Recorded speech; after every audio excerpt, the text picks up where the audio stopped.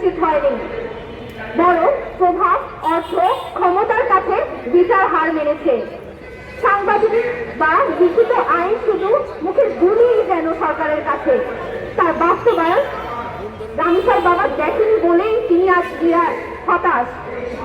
শুধু তিনি নয়, বাংলাদেশের প্রতিটি ঘরে ঘরে এখন হতাশা, নিরাশা। তবে আমরা নিরাশ হইনি, তা আমরা হার মানিনি। আমরা জুলাইয়ের জেনজি, আমরা নিজের ভোট দিয়ে বর্তমান সরকারকে নির্বাচিত করেছে। বিচার না হয় পদত্যাগ, সিদ্ধান্ত আপনাদের। আমরা পুরো দেশবাসীকে মিলে এই ধর্ষণ ও হত্যা নোংরা ট্রেন প্রতিহত করব।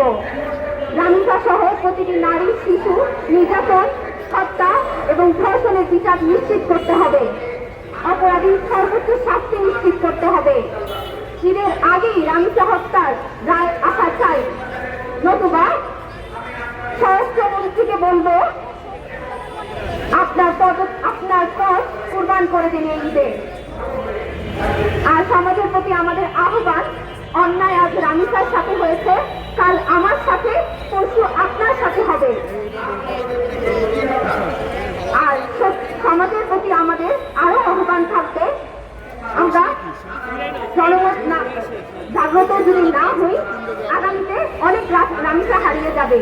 তাই প্রতিবাদ করুন, প্রতিরোধ করুন এবং নির্বাচিত দায়িত্বশীল এবং রাষ্ট্রের তদারকি করুন, জবাবদিহিতা নিশ্চিত করুন। শেষ একটি কথা বলে মনে করিয়ে শেষ করতে চাচ্ছি, প্রতিটি অন্যায়ের বিরুদ্ধে জুলাই আবার আসুক ফিরে।